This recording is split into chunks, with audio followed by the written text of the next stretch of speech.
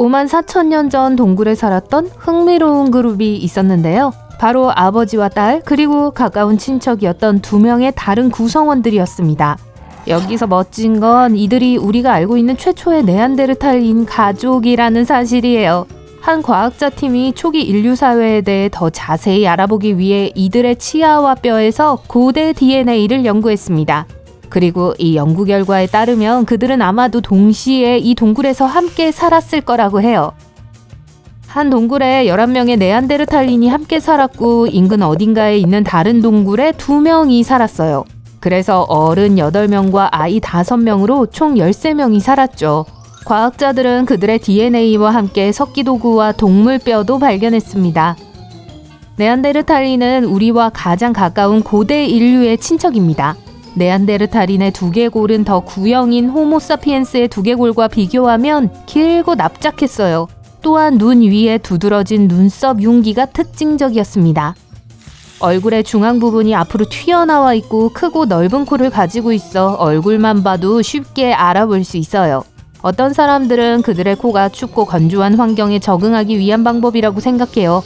코 안쪽이 크면 숨쉬는 공기를 더 촉촉하고 따뜻하게 해주기 때문이죠. 우리와는 달리 그들은 턱이 별로 없었습니다. 또한 앞니에 긁힌 자국은 네안데르탈인이 음식을 준비하거나 재료를 다룰 때 앞니를 제3의 손처럼 사용했음을 말해줘요. 그들의 몸은 강하고 근육질이었으며 어깨와 엉덩이가 넓었습니다. 평균 키는 150에서 175cm, 몸무게는 64에서 82kg이었어요. 발뚝과 다리뼈가 짧아 피부 표면을 최소화해서 추위로부터 몸을 더 잘 보호할 수 있었습니다. 이들의 수명은 약 30년 정도였지만 일부는 그보다 더 오래 살았어요. 네안데르탈린은 지금의 유럽과 아시아 지역에 35만 년 이상 거주했습니다. 그리고 약 4만 년 전에 사라졌죠. 이 시기는 유럽에서 호모사피엔스의 흔적을 찾을 수 있는 시기입니다. 그들의 가족은 10명에서 20명으로 구성된 친밀한 집단이었어요. 이는 고대 또는 현대 인류 공동체의 인구보다 훨씬 적은 수입니다. 멸종위기에 처한 종의 집단 규모와 비슷해요. 네안데르탈린은 동굴에서 작은 공동체를 이루며 살았지만 다른 종족과 고립된 채 살진 않았어요. 그들은 생존을 위해 서로에게 의지했습니다. 특히 스스로를 돌볼 수 없는 동족을 위해 서로를 돌봤죠. 또한 그들의 동굴은 우리가 상상하는 것만큼 원시적이지 않았습니다. 예를 들어 난로 근처에 구멍을 뚫어 물을 데우는 데 사용했을 거예요. 또한 그들은 공간을 정리했습니다. 동굴 안에는 잠자는 공간, 쓰레기를 버리는 공간, 석기를 만들고 음식을 준비하는 공간 등이 있었어요. 그들은 들소, 아이벡스, 말, 기타 동물 등의 먹이를 잡기 위해 강 계곡을 여행했어요. 그들은 전략을 계획하는 데 능숙했어요. 일부 연구에 따르면 그들은 술록의 이동 패턴을 알고 있었다고 해요. 그래서 먹잇감이 어디로 이동할지 예측해서 행동을 계획했죠. 그들이 쫓던 가장 큰 동물 중 하나는 털복숭이 매머드였어요.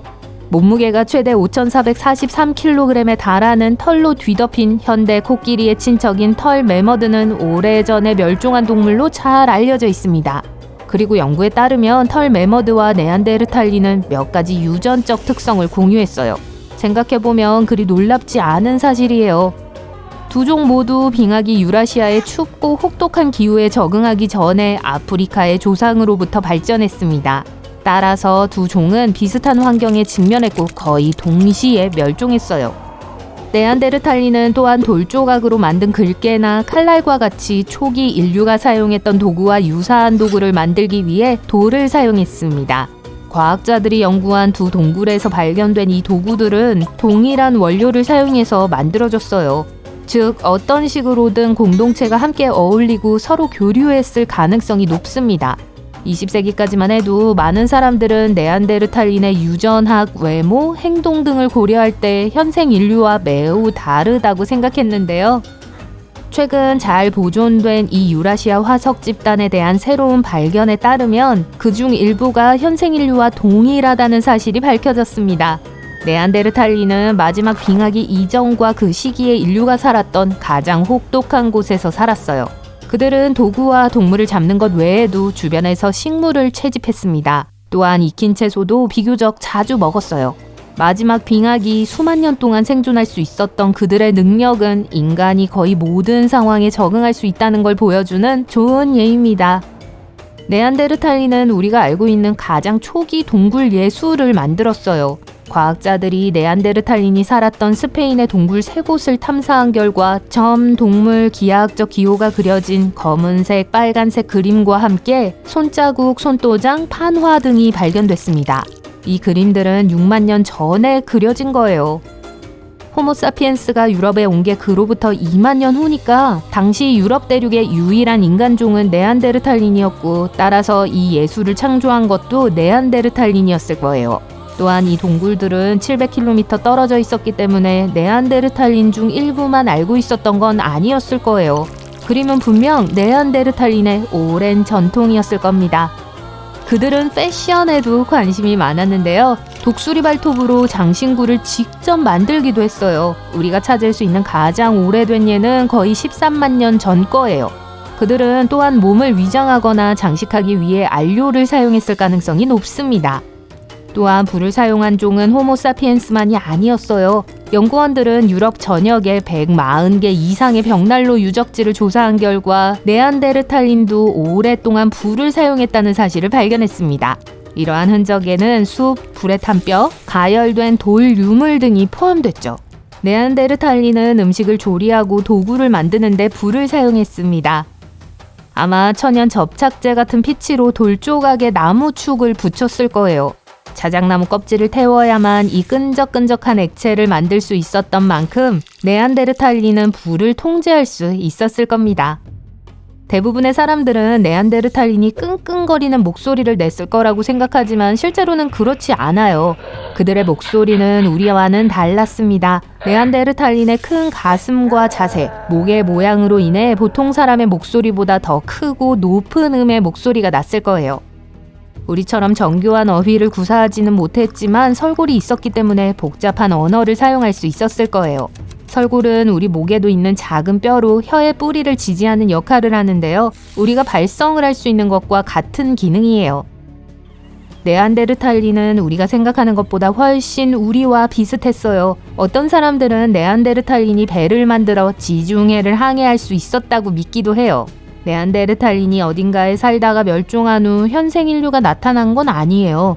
이 두 집단은 약 10만 년 전 아라비아 반도나 중동 지역에서 만난 것으로 보입니다. 이 시기는 현생 인류의 첫 번째 집단이 아프리카에서 이동하던 시기예요. 과학자들이 5만 년 전에 살았던 네안데르탈린 여성 중 한 명의 DNA를 분석한 결과 현대인의 유전자도 포함되어 있었습니다.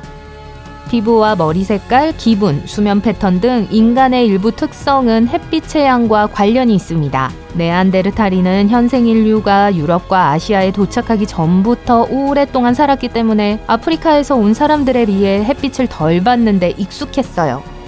그들은 햇빛에 덜 노출되었기 때문에 다른 형질을 가졌으며 이러한 형질은 현대인과 자녀를 낳았을 때 자손에게 전달됐습니다. 다시 말해 오늘날 현대인이 가지고 있는 특성 중 일부는 네안데르탈린의 유전자에 영향을 받은 거예요. 예를 들어 올빼미족인 사람들은 종종 네안데르탈린의 유전자를 가지고 있습니다. 또한 네안데르탈린의 약 1%는 밝은 피부, 붉은 머리카락, 심지어 죽은 깨를 가지고 있었어요.